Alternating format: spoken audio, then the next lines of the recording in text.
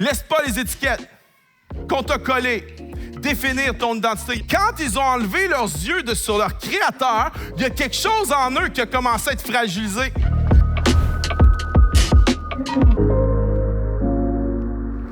Hey, le printemps est arrivé. J'espère qu'il va rester, right? On espère qu'il est là pour rester. Je vais vous inviter à vous lever, s'il vous plaît. Nous allons lire ensemble la Bible, la parole de Dieu, le livre sacré, Jean, chapitre 19. Puis pourquoi on se lève? Juste par respect pour les Écritures. Jean 19, verset 38.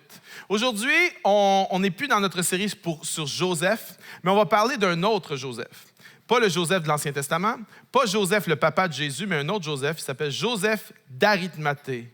Probablement que peu d'entre vous avaient entendu parler de lui. Jean, chapitre 19, verset 38. Après cela, ça c'est après quoi? Après la crucifixion et la mort de Jésus.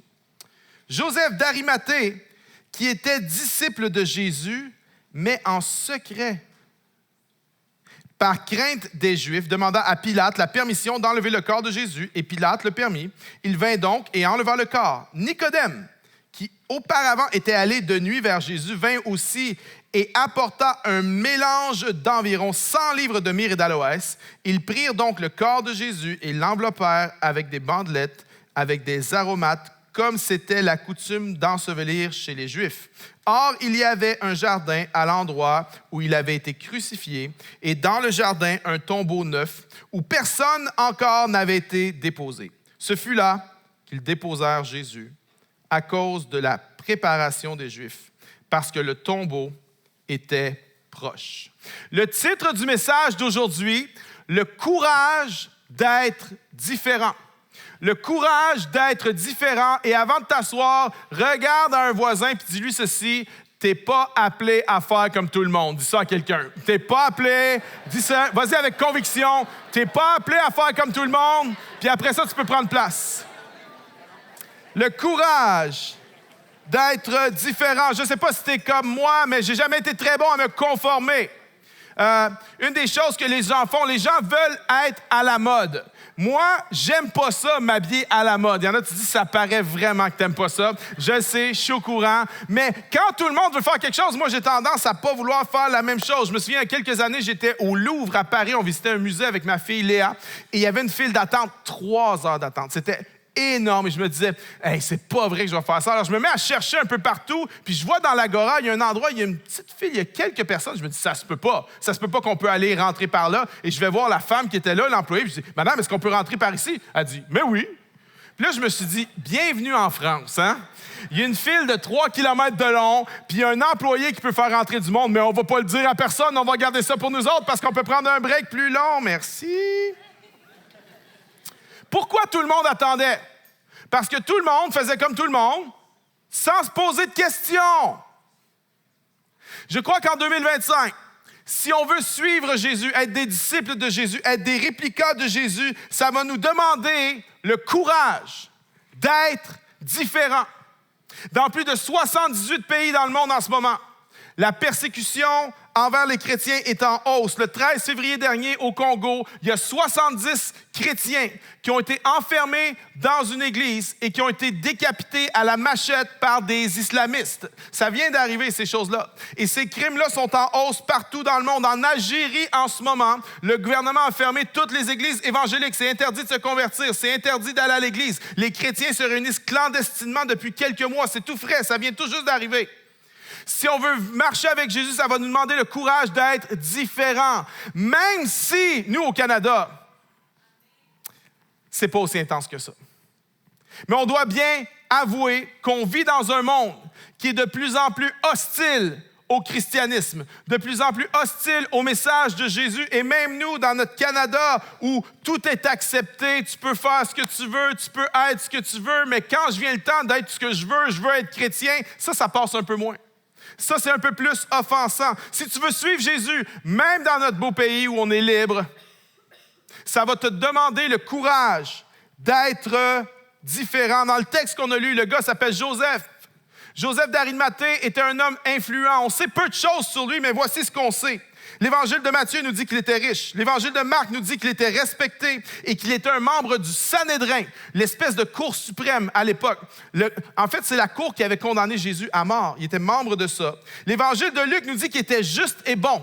Il n'avait pas participé à la condamnation, à la mise à mort de Jésus. Joseph, c'est un homme bon, respecté, influent et riche. Et Joseph d'Arimathée est un disciple de Jésus, mais Joseph est un disciple en secret. Pourquoi? Parce que ça dit qu'il avait peur. Il avait peur des Juifs. On ne sait pas exactement de quoi il avait peur. Peut-être qu'il avait peur pour sa position, son influence, son argent. Peut-être qu'il avait peur pour sa famille. Peut-être qu'il avait peur pour sa vie. Mais il était un disciple de Jésus en secret. Il avait peur de s'identifier avec Jésus en public. Il avait peur d'être différent. Et cette histoire est pertinente pour nous aujourd'hui parce qu'il y a beaucoup de chrétiens qui de plus en plus ont peur de dire qu'ils sont chrétiens, ont peur d'afficher leur différence, n'ont pas encore ce courage ou ont perdu ce courage d'être différents. Et je comprends, on vit dans une culture difficile. Moi, là, tu sais, quand tu rencontres une nouvelle personne, c'est quoi la première question qu'on te pose? Hey, qu'est-ce que tu fais dans la vie? Hey, imagine-toi, moi, je suis pasteur. Je me fais demander ça tout le temps. Tu fais quoi dans la vie? Puis là, je fais, bon, c'est parti. OK. Je leur dis, dès que je leur dis ce que je fais dans la vie, ils ne veulent plus me parler. C'est fini. Fait que savez-vous ce que je fais maintenant? Tu fais quoi dans la vie? Je dis, puis c'est vrai, là. Je dis, j'aime pas ça le dire. Là, le monde font, pourquoi? J'ai dit, parce que les gens jugent. Et là, les gens disent, ouais. Et là, je laisse ça de même. Puis là, après quelques minutes, je dis, non, mais c'est quoi que vous faites, là? Et à un moment donné, il y a un gars qui dit, j'étais dans l'avion avec lui, puis au bout de 10 minutes, il dit, je sais ce que tu fais. Il dit, tu fais des films porno. Pas vraiment, non. Non. Et là, je lui dis, non, je suis pasteur. Mais il y a une petite tactique là-dedans, parce que quand je leur dis que les gens jugent, ils ne veulent pas être celui qui juge, puis ils sont plus ouverts, puis ils ne coupent pas la conversation. Bonne stratégie. OK? Mais c'est hostile, puis c'est difficile parfois de nous afficher publiquement pour Jésus. Il y a beaucoup de Joseph d'Arimathée ici dans cette salle. Mais le 4 mai prochain, il va y avoir un événement super à la chapelle, un événement extraordinaire à la chapelle. Le 4 mai prochain, mes amis, nous allons voir nos grands baptêmes d'eau à la chapelle. Est-ce qu'on peut se réjouir de ça? Oh yeah! Et ça va être une opportunité pour plusieurs d'aller public avec leur foi en Jésus, pas parce que c'est populaire, pas parce qu'on te le force, pas parce que tu veux te conformer aux autres, mais parce que tu as choisi d'être un disciple, un réplica de Jésus. Et aujourd'hui, je veux parler de ce baptême. Et j'ai deux buts. Si tu n'es pas encore baptisé, mon but, c'est que tu vas considérer sérieusement le baptême, sans te faire contraindre à quoi que ce soit. Et si tu es déjà baptisé, mon but avec ce message, c'est que tu puisses apprendre à vivre dans ton baptême au quotidien. Parce que tellement de croyants qui ne vivent pas leur baptême et ils sont constamment dans la défaite parce qu'ils ne savent pas la puissance extraordinaire qu'il y a dans le baptême que tu as peut-être déjà eu. Première question, qu'est-ce que le baptême? Voici ce que c'est selon Wayne Grudem. Le baptême est un acte extérieur et visible qui symbolise un changement intérieur, une transformation spirituelle qui accompagne la foi en Jésus-Christ.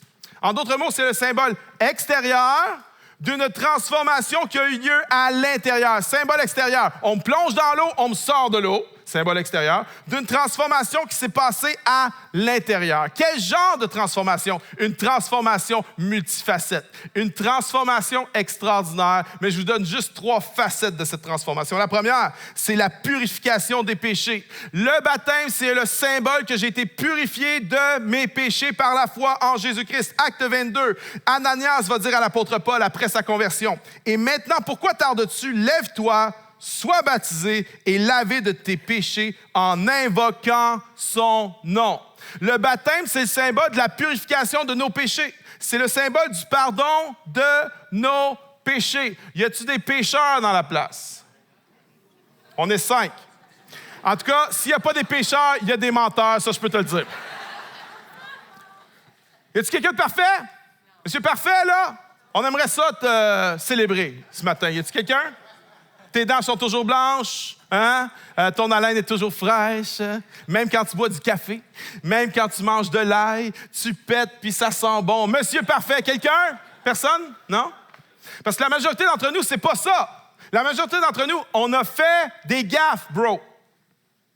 Puis on a fait des choses qu'on n'aurait pas dû faire. Mais la bonne nouvelle, c'est que si tu te repens de tes péchés, tu te fais baptiser, tu reçois la purification de tes péchés, tu reçois le pardon de tes péchés passés, tes péchés présents et même tes péchés que tu vas faire dans le futur peuvent être pardonnés par la foi en Jésus-Christ, exprimés dans l'acte du baptême. Je ne sais pas si tu es en train de checker pour ta lessive en ce moment, il y a une nouvelle marque de détergent, ça s'appelle Attitude.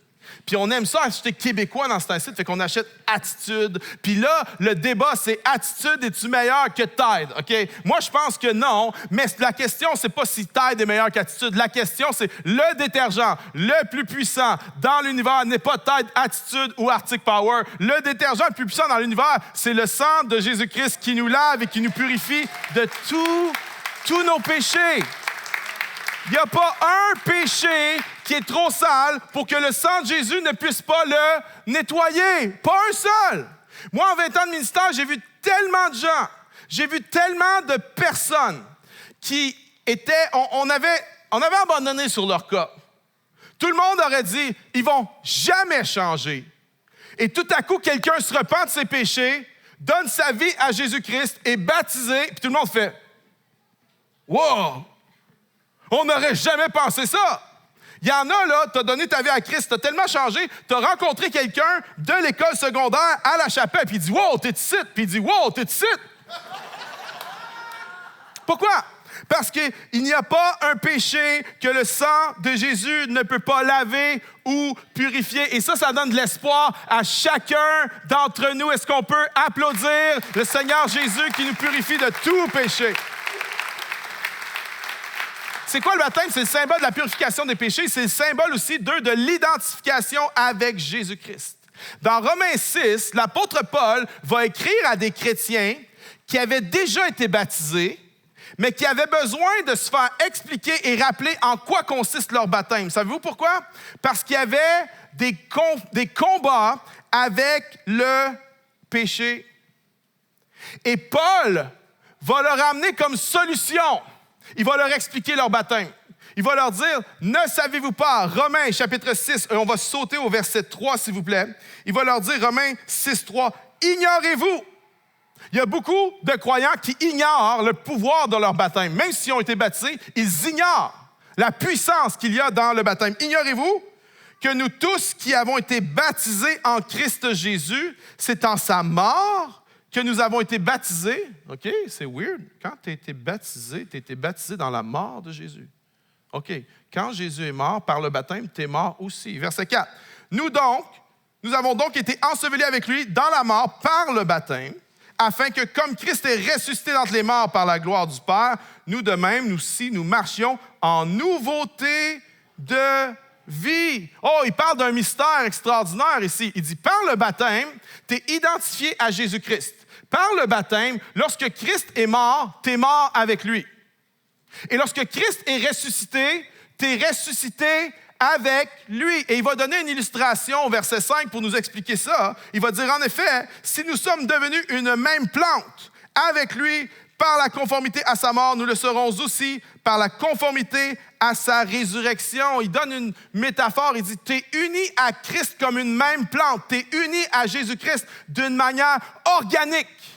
C'est ce qu'on appelle en théologie l'identification avec Christ.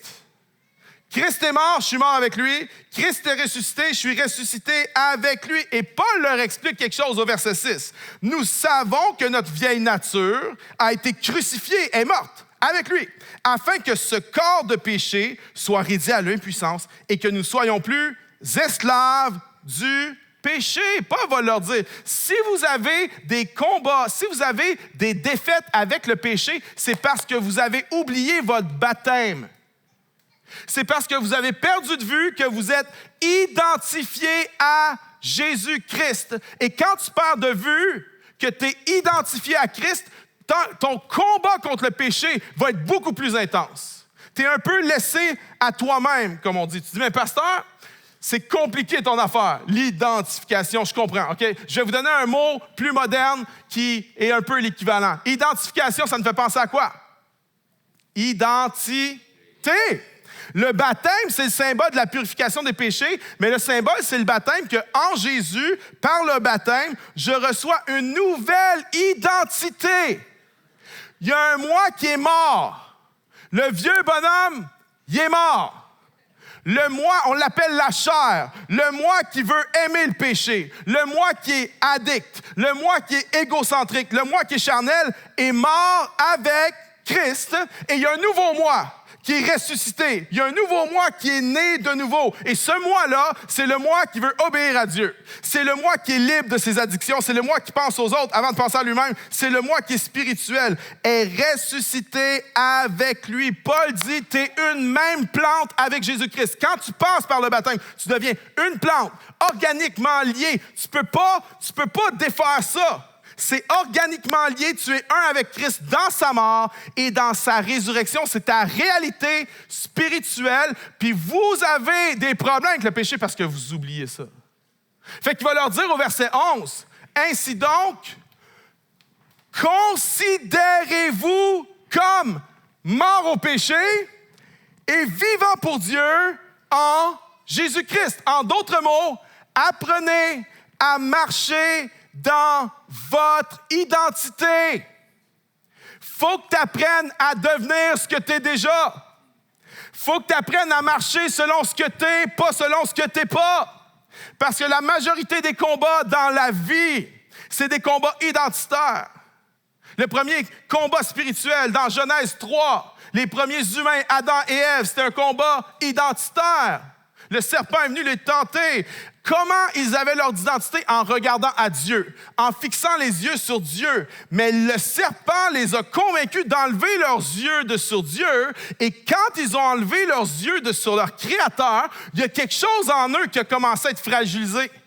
Il y a quelque chose en eux qui a commencé à se dire, je pense qu'il manque quelque chose. J'ai besoin d'autre chose. J'ai besoin de transcrire les limites. J'ai besoin de transgresser les règles. Il manque quelque chose. C'est pas qu'il lui manquait quelque chose. C'est qu'ils avaient enlevé leurs yeux de sur leur Créateur et leur identité était devenue floue. C'est ce qui se passe quand tu enlèves tes yeux sur Dieu. Tu ne peux pas marcher dans ton identité. J'aimerais te dire, tu ne vas jamais trouver ton identité dans autre chose que dans le regard de ton Créateur. Il n'y a pas un homme, il n'y a pas une femme, il n'y a pas ton boss, il n'y a pas ton père, il n'y a pas tes parents, il n'y a pas ta blonde ou ton chum en qui tu vas pouvoir trouver ton identité dans ses yeux, à lui ou à elle. Tu ne peux même pas trouver ton identité en te regardant dans le miroir le matin, puis te dire que tu fais de la bonne job, puis te dire que tu es bon, puis te dire que tu es capable. Non, tu ne peux pas. Tu peux avoir tout le succès du monde et pas trouver ton identité, être en quête d'identité. Récemment, l'acteur Denzel Washington, qui est une méga star, s'est fait baptiser et il a pris la décision de devenir pasteur. Il est en train de se former pour être un ministre de l'Évangile. Pourquoi? Le gars, il a tout connu, il a tout vu, mais il manque quelque chose. Récemment, l'acteur Russell Brand, Russell Brand, c'est un gars qui est articulé, c'est un gars qui est très intelligent et très weird, OK? C'est un weird. Mais le gars a une démarche avec Jésus. Le gars a donné sa vie à Jésus, puis lui, il n'a pas peur de personne. Il va sur toutes les tribunes, il parle de Jésus, il s'enflamme comme ça, il accroche le verre d'eau, c'est pas grave. Il est là, puis il parle de Jésus, puis il témoigne de Jésus. Ça, c'est des gars qui ont tout eu. Ils ont eu le succès, mais ils n'ont pas pu trouver leur identité dans le succès. Ne laisse pas ton succès, tes capacités, te prendre ton identité. Ne fais pas ton identité là-dedans. Ne laisse pas tes erreurs devenir ton identité. Ne laisse pas les injustices qu'on t'a faites, les abus qu'on t'a faits, les étiquettes qu'on t'a collées devenir ton identité. Laisse pas ça, c'est pas ça ton identité. Ton identité, c'est ce que Dieu dit de toi. Et c'est pas selon ce que tu accomplis. C'est reçu. C'est un don, c'est un cadeau. Jésus s'est fait baptiser. Voici mon fils bien-aimé en qui j'ai mis toute mon affection. Jésus n'a même pas débuté son ministère. Il n'avait même pas accompli des miracles et des grandes choses encore. Et le Père vient l'affirmer. Pourquoi? Parce que l'identité, c'est quelque chose qui t'est donné. Ce n'est pas quelque chose que tu vas accomplir par toi-même. Laisse pas les étiquettes. qu'on t'a collé. Définir ton identité. Il y a plusieurs années à la chapelle, on a baptisé une femme. C'est une femme d'une 30aine d'années et était dans une relation conjugale, violente et toxique depuis une 10aine d'années. Elle avait été battue à plusieurs reprises, allée à l'hôpital à plusieurs reprises. Finalement, elle avait trouvé le courage de laisser son conjoint. Puis, elle a eu une démarche avec le Seigneur. Elle a commencé à suivre ici les cours pour les nouveaux croyants, tout ça. Puis, on l'a baptisée. Mais cette fille-là, lorsqu'elle avait 5 ans, elle a vécu un traumatisme qui l'a arrêté de pleurer. Elle avait 5 ans, elle avait fait un dessin pour sa maman. Et sa maman était une mère abusive et toxique. Et elle avait une de ses amies avec elle, puis elle a dit « Je vais aller porter mon dessin à ma mère. » Puis elle est allée porter le dessin à sa mère devant sa petite amie. Et la mère a dit ceci « C'est le dessin le plus laid que j'ai vu de toute ma vie. » Et là, la petite est partie à pleurer. Puis elle a dit à sa petite fille « Viens avec moi. Viens avec moi. » Elle l'a emmenée devant le miroir. Puis elle a dit « Tu vois comment t'es laide quand tu pleures? T'es la personne la plus laide que j'ai vue de toute ma vie. » Elle avait 5 ans.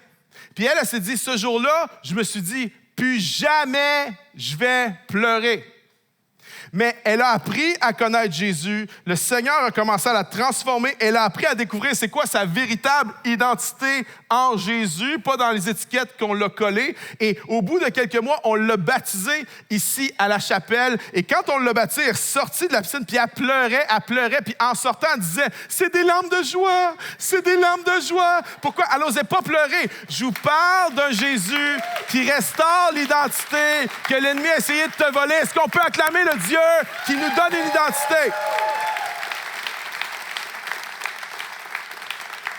C'est le symbole de la purification des péchés, c'est le symbole de l'identification avec Christ, une même plante avec lui, et c'est le symbole de notre incorporation dans le corps de Christ. Quand tu te fais baptiser, officiellement, c'est bienvenue à l'Église officielle. Tu n'es pas juste un truc dans le décor, tu n'es pas juste une personne ici. Non, tu deviens frère et sœur en Jésus-Christ. Lorsque tu te fais baptiser, c'est pour ça qu'il y en a qui disent hey, « Salut mon frère ». Ma sœur dit hey, « Écoute, vous ne vous ressemblez pas, vous êtes frères. » Oui, on est frères. Mais on ne se ressemble pas. Non, on ne se ressemble pas. On a quelque chose qui est commun. Purification, identification, incorporation. Maintenant, autre question. Pourquoi se faire baptiser? Premièrement, c'est une ordonnance du Seigneur. Matthieu 28, « Allez, faites de toutes les nations des disciples, baptisez-les au nom du Père, du Fils et du Saint-Esprit. » C'est un commandement. C'est une ordonnance. C'est pas optionnel. C'est pas si tu veux. C'est pas si ça te tente. Puis c'est pas une ordonnance ordinaire. C'est ce qu'on appelle en théologie un sacrement. Bon, il y en a, tu pensais que sacrement, c'était juste un sac. Non, c'est plus que ça. OK? C'est plus que ça. Un sacrement, c'est quoi? C'est, en fait, le mot grec, c'est un mystérion. En fait, c'est une ordonnance, mais qui a une profondeur spirituelle tellement insondable que c'est un mystère. Et nous, dans l'Église protestante et l'évangélique, on a deux sacrements. Il y a le baptême, et c'est lequel le deuxième? La Sainte Seine. La Sainte Seine. La Sainte Seine est le deuxième sacrement qu'on pratique dans l'Église évangélique. C'est des rituels qui sont mandatés par le Seigneur, mais qui ont une profondeur spirituelle tellement insondable qu'on l'appelle un sacrement. Et le baptême, c'en est un. Fait que quand tu te fais baptiser, c'est pas juste un symbole. Oui, c'est un symbole, mais c'est plus qu'un symbole. Il y a une valeur spirituelle très profonde à ça. Et on se fait baptiser, pourquoi? Pour obéir. Mais on se fait baptiser, deuxièmement, pour témoigner notre appartenance à Dieu, à Jésus en public. Lorsque tu lis les évangiles, ils se faisaient baptiser souvent au Jourdain.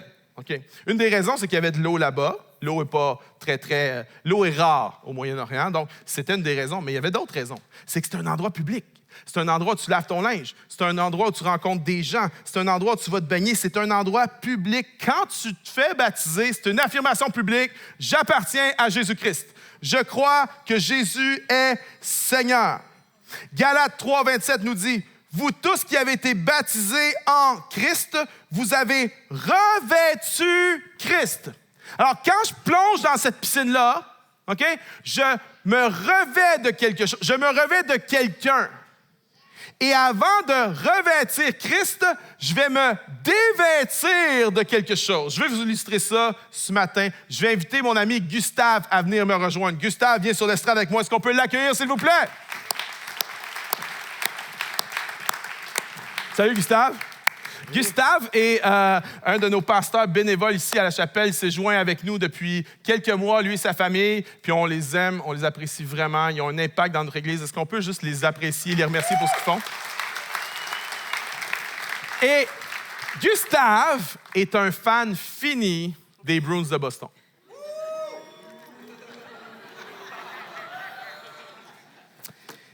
Maintenant, le baptême, c'est le symbole que j'ai été dépouillé. Je me suis dépouillé en Jésus-Christ de l'ancienne nature. Avant Christ, j'habitais dans les ténèbres, au pays de la violence et de la misère.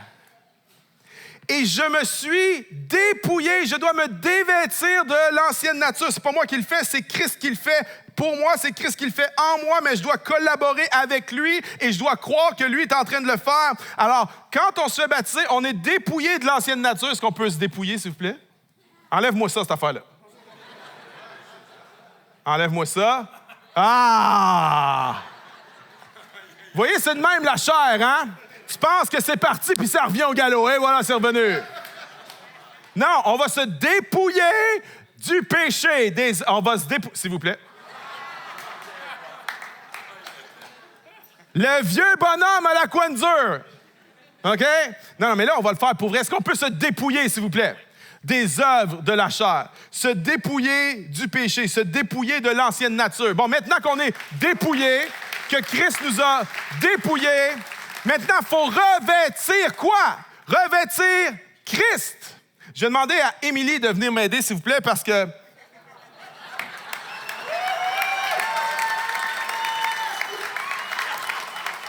On se dépouille, oui, je vais te laisser ça. On se dépouille des ténèbres, de la mort et de la violence pour revêtir la vie, pour revêtir la lumière. Alors, on va le mettre en pratique, s'il vous plaît. Je sais que c'est dur parce que c'est vraiment un vrai fan des Bruins, fait qu'il vous aime vraiment ce matin. C'est un acte d'amour envers vous ce matin. Et j'ai revêtu Jésus-Christ par le baptême. Merci, Gustave. Quand tu te fais baptiser, tu affiches tes couleurs. Tu dis, je suis dans l'équipe de Jésus. J'appartiens à Jésus. C'est ça, le baptême. C'est un signe extérieur de transformation intérieure. J'ai ici une bague. Ça, c'est mon alliance. Je suis marié à Karine. À Karine Pintal depuis maintenant 27 ans. Et j'espère que je ne me trompe pas. Cette bague-là est la démonstration, le symbole visible que je suis marié, que j'appartiens à Karine Pintal. Maintenant, imagine s'il y a 27 ans, plutôt que de la demander en mariage, j'avais dit, tu sais, Karine, moi, je suis engagé avec toi. Je suis all-in avec toi, Karine, mais on va garder ça entre nous autres. Ça va être notre petit secret. OK? Fait que je ne vais pas porter de bague, puis on ne va pas se marier, parce que si je te marie, les gens vont me voir avec toi. Fait que je suis vraiment all-in, mais ça va rester entre nous autres. Si j'avais fait ça, vous savez où ce qui serait arrivé? Je serais au cimetière. Mm-hmm. Il y a plusieurs années, je connaissais un gars, il y avait une nouvelle blonde. Je dis, hey, t'as une nouvelle blonde? Ouais, ouais. Je dis, on l'a pas vue. Pourquoi qu'on la voit pas, ta blonde? Il dit, ouais. Je dis, pourquoi? Ouais. Je dis, c'est parce qu'on l'a pas vue, parce que j'en ai honte, là. Je suis comme, wow, OK. Quand t'entends ça, il y a quelque chose en toi qui fait, bien, ça m'a donné une paire de claques, mon petit Vera, tu sais. C'est ça que tu penses. Mais pourtant, parfois, on fait ça avec Dieu. Parfois, on est comme des Joseph d'Arimathée. Puis on est un disciple de Jésus, mais on fait comme, ah, mais pas en public, s'il vous plaît. J'ai peur de ça. J'ai crainte de lui. J'ai crainte de ça. J'aimerais dire, je veux avoir le courage d'être différent. Je veux être fier de Jésus. Dans ma vie, il y a un avant Jésus, puis il y a un après Jésus. Puis peut-être dans ta vie à toi, il y a un avant Jésus, puis il y a un après Jésus aussi. Avant Jésus, c'était l'addiction. Maintenant, c'est l'adoration. Avant Jésus, c'était l'anxiété. Maintenant, c'est la sécurité. Avant Jésus, c'était les ténèbres. Maintenant, c'est la lumière. Il y avait un désespoir. Il y a de l'espoir. Il y a un avant, il y a un après. Puis, je veux pas que ce monde ne voit pas la lumière qui est en moi. Je sais que tout le monde est fier de tout aujourd'hui. Pour vrai, les musulmans sont fiers, les bouddhistes sont fiers. Tout le monde est fier de faire n'importe quoi puis n'importe quoi. Je veux être fier de Jésus. Je veux avoir le courage d'être différent. Et si tu le veux, toi aussi, est-ce qu'on peut applaudir ensemble?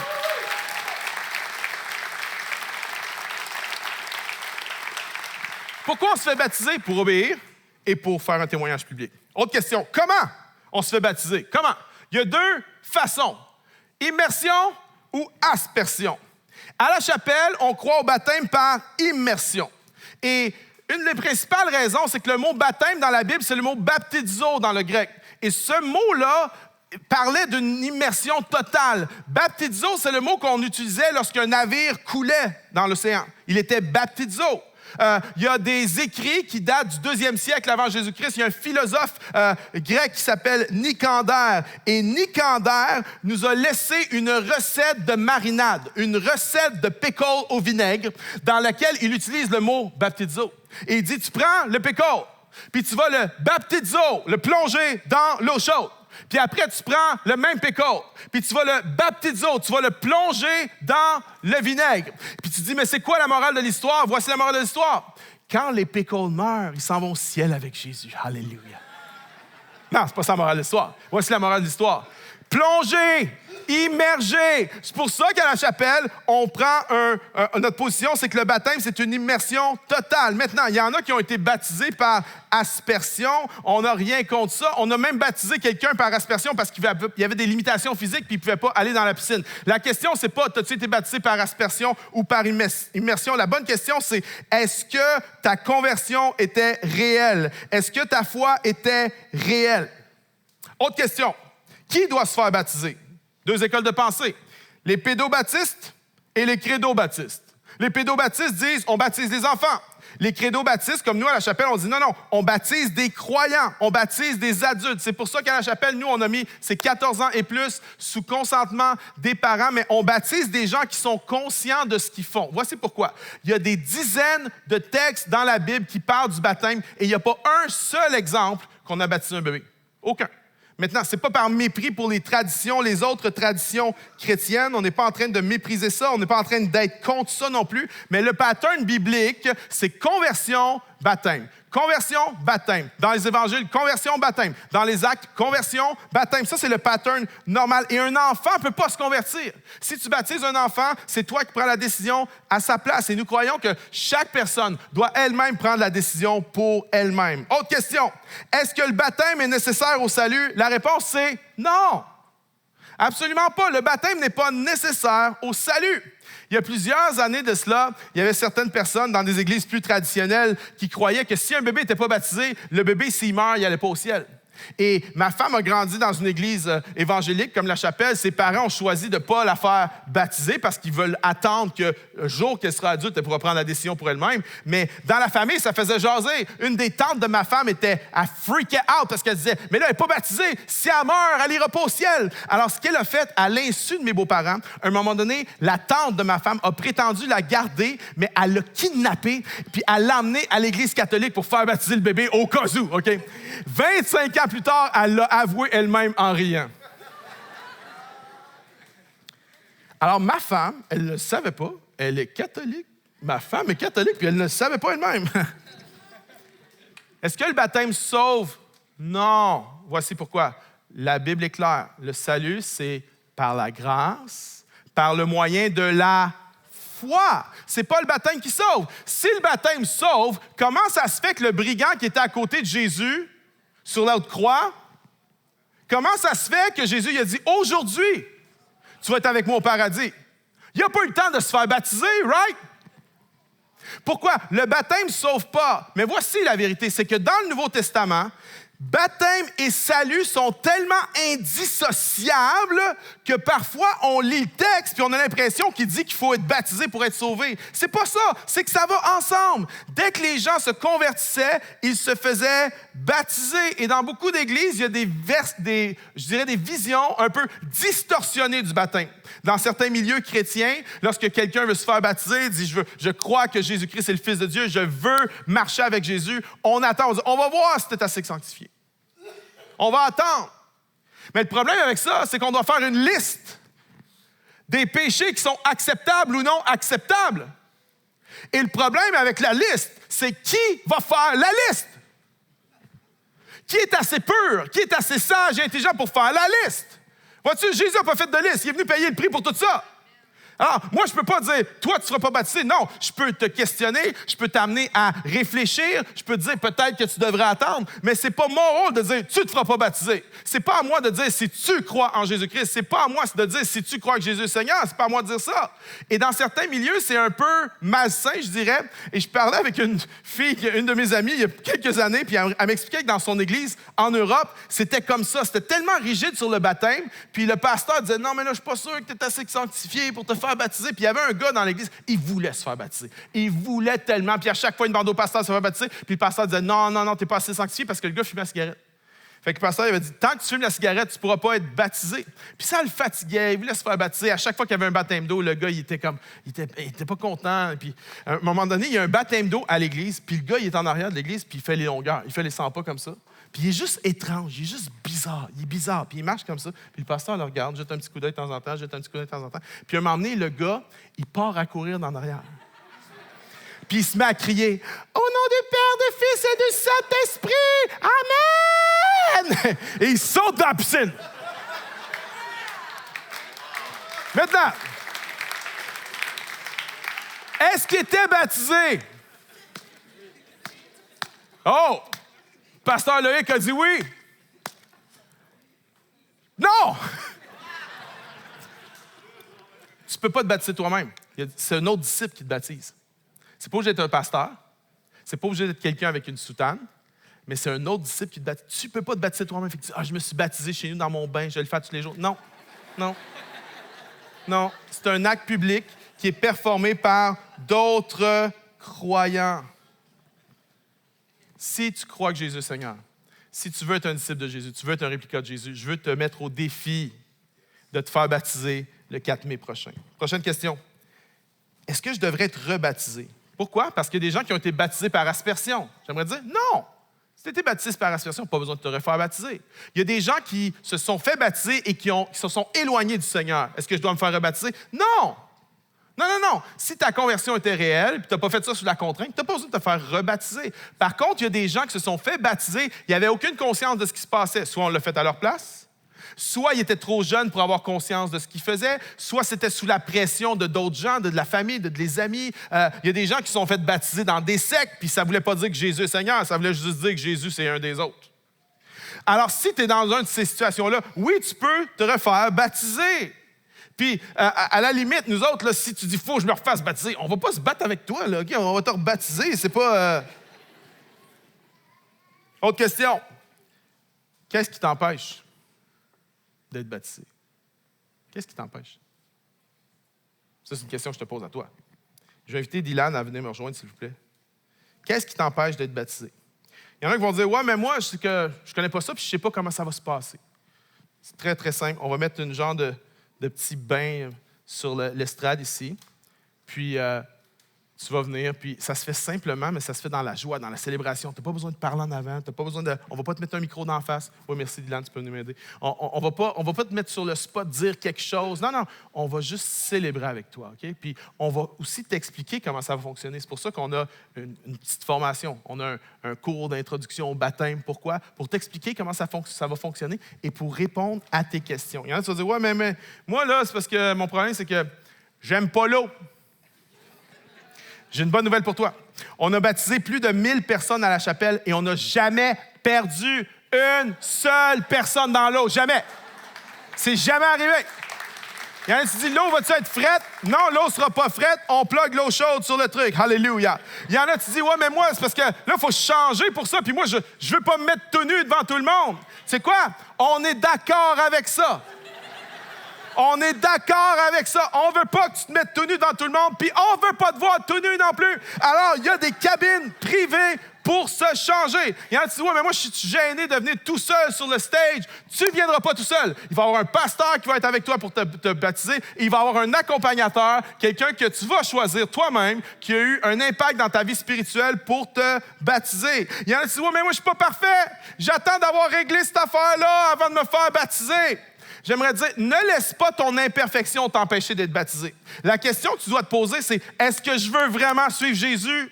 Puis j'y arrive tellement imparfaitement, mais il y a quelque chose en moi qui brûle. Il y a quelque chose en moi qui dit Jésus Seigneur. Il y a quelque chose en moi qui veut marcher dans les ordonnances de Jésus. C'est tout ce que ça te prend. Parce que ça, c'est le Saint-Esprit qui fait ça. Il n'y a personne qui peut dire Jésus Seigneur si ce n'est par le Saint-Esprit. Fait que c'est pas si tu es parfait, attends pas d'être parfait, attends pas d'avoir réglé ça. Il y a une puissance dans le baptême, puis le baptême est une des étapes qui va t'aider, à réaliser, en Christ, dans mon baptême, je suis purifié, je suis identifié avec Christ, une même plante avec lui, je suis incorporé dans le corps de Christ, dans la communauté, et ça va t'aider dans ton cheminement spirituel. Maintenant, si tu n'as pas désir d'obéir à Christ, fais-toi pas baptiser. Avoir le désir d'obéir à Christ, ça ne veut pas dire que tu y arrives parfaitement. Mais c'est une ligne de départ. C'est pas une ligne d'arrivée. Il y en a, ton objection, c'est « Ouais, mais je suis chrétien depuis longtemps, moi, puis je suis pas baptisé. » Puis là, le monde va me dire « Ouais, t'étais pas baptisé? Comment ça se fait? » Si quelqu'un fait ça, envoie-moi-le, OK? M'a serré les oreilles un petit peu. Là. Il y en a, tu dis « Ouais, mais moi, j'ai été baptisé bébé, puis je veux pas défaire ça, là. Je veux... » Mes parents ont fait ça. Puis moi, je dis, OK, cool. Si tu te fais baptiser en tant qu'adulte, c'est pas vrai, les gens qui te disent que tu déshonores ce que tes parents ont fait quand tu étais bébé. C'est pas vrai, ça. C'est pas vrai. Écoute pas ça. Ça, c'est du monde qui veut t'empêcher d'être baptisé. C'est pas vrai. Tu n'es pas en train de déshonorer ce que tes parents ont fait. Parce que quand tu as un bébé, puis que, en tout cas, je présume qu'il y a beaucoup de parents, il y en a qui le font par tradition, mais il y en a qui le font pas juste par tradition, il y en a qui le font parce que je veux que mon enfant, vraiment, soit un chrétien. Là. Mais tu n'es pas en train de déshonorer ce que tes parents ont fait. Tu es en train d'affirmer. Tu es en train de confirmer ce que tes parents ont fait. Fait que laisse-toi pas empêcher de te faire baptiser pour ça. Ma question, qu'est-ce qui t'empêche encore d'être baptisé? Puis si tu veux suivre Jésus, la réponse, c'est rien. Il n'y a rien qui t'empêche d'être baptisé. Fait que je reviens à notre gars du début, Joseph d'Arimathée. Joseph est un disciple de Jésus, mais c'est un disciple en secret. Il n'a pas le courage d'être différent. Il a peur de ce que ça va lui coûter. Mais le jour de la crucifixion, il y a un verset qui m'a tellement touché, je l'ai lu dans Marc 15. Puis j'ai été touché quand je l'ai lu, parce que regardez ce que ça dit. Marc 15, 43. Joseph d'Arimathée, membre distingué du conseil, qui lui-même attendait aussi le royaume de Dieu, arriva. Regardez la phrase, c'est tellement beau. Il eut le courage de se rendre chez Pilate pour lui demander le corps de Jésus. Il eut le courage. Il a eu le courage d'être différent. Il s'était caché depuis longtemps. Puis il a dit, je vais arrêter de me cacher. J'avais foi en ce gars-là. J'avais foi en lui. J'avais foi en son message. Je vais arrêter de me cacher. Puis Coward Joseph d'Arimathée va faire un team spécial. Les forces spéciales. C'est vrai qui va faire un team avec un gars qui s'appelle Nicodème. Que dans Jean chapitre 4, lui aussi, c'est un coward. Puis lui aussi, il trouvait que Jésus, c'était vraiment nice, mais il avait peur de ce que les gens allaient dire de lui. Alors, il avait été à la rencontre de Jésus de nuit pour pas que personne le voie. Il voulait être un disciple de Jésus, lui aussi, mais dans le secret. Et là, tu as coward Nicodème. avec Coward Joseph d'Arimathée qui font « Non, c'est assez. C'est assez. Je vais avoir le courage d'être différent. » Puis il y en a ici, c'est là que tu es rendu là. Il faut que tu steppes up. Tu veux suivre Jésus, tu veux marcher avec Jésus. Il faut que tu aies le courage d'être différent. Il faut que tu aies le courage de dire « OK, moi je me fais baptiser le 4 mai, puis c'est une proclamation publique. De la purification de mes péchés, mon identification à Christ, mon incorporation dans le corps de Christ. Je vais le témoigner publiquement. Je vais mettre le jersey, je vais mettre le chandail de mon équipe, Team Jesus. Je vais faire ça publiquement le 4 mai prochain. Il y en a, tu es rendu là. Puis c'est ça qu'il faut que tu fasses. Il faut que tu aies le courage d'être différent. Mais ce message-là, ce n'est pas juste un message pour ceux qui ont besoin de se faire baptiser. Ce message-là, c'est un message pour chacun d'entre nous. Qu'on vit dans un monde de plus en plus hostile à l'Évangile. Puis de plus en plus, ça va coûter cher d'être chrétien. Puis il y en a, tu le sais déjà. Il y en a, tu travailles dans un milieu, tu le sais déjà. Tu le vois déjà. Puis ça va coûter de plus en plus cher. Mais il y a quelqu'un qui dit non. Je vais avoir le courage d'être différent. Je ne vais pas cacher le trésor qui est en moi. Je ne vais pas cacher la lumière de Christ en moi. Je vais avoir le courage d'être différent. Parce qu'il y a des épreuves qui s'en viennent, mes amis. Ce n'est pas juste l'école Père Marquette qu'on ne nous a pas donné l'accès. Il y a d'autres choses. Il va y avoir d'autres restrictions. Il va y avoir d'autres affaires. Il va y avoir d'autres. Il y a un sentiment anti-chrétien dans cette société-là, puis c'est d'une tristesse parce que tout le monde allait à l'église avant. Tu sais. Mais il y a un reste au Québec. Il y a un reste. Puis on voit ça dans la Bible. Il y a toujours un reste. La nation s'éloigne de Dieu, la nation se refroidit, mais il y a le concept d'un reste. C'est un petit groupe de croyants qui font « Moi, je ne vais pas fléchir le genou devant ça. Moi, je ne vais pas fléchir le genou devant Baal. Moi, je ne vais pas fléchir le genou devant les mensonges. Fais ce que tu veux. Fais-moi perdre ma job si tu veux. Dieu va pourvoir mes besoins. Ridiculise-moi si tu veux. C'est Dieu qui est mon défenseur. » Mais on vit dans un monde où on a besoin d'avoir le courage d'être différent. Et en tant que chrétien, mes amis, ce message-là, c'est un appel à nous lever. Certains à se faire baptiser, mais plusieurs d'entre nous qui sommes déjà baptisés, à se lever et dire « Je vais être différent. Je n'aurai pas honte de Jésus. » Les musulmans sont fiers, les bouddhistes sont fiers, tout et tout le monde est fier. Je vais être fier de Jésus. Je vais avoir le courage d'être différent. Ceux qui le veulent, ceux qui le croient, disent Amen. Puis applaudis fort si tu le veux. Seigneur, ouais, on peut se lever, mes amis. On peut se lever, tout le monde. Est-ce qu'on peut donner une ovation au Seigneur? Dire, Seigneur, on t'aime. On n'a pas honte de toi. Allez plus fort que ça, la chapelle. Allez, allez, allez, allez. Merci d'avoir pris le temps d'écouter ce message. On met à ta disposition plein de ressources pour t'aider à grandir dans ta foi. Des messages, des témoignages et même de la musique sur nos plateformes. Découvre tout ça sur notre site web. Tu peux aussi nous suivre sur nos médias sociaux pour ne rien manquer de nos prochains contenus ou de nos prochains rendez-vous. Bonne semaine et on se revoit très bientôt.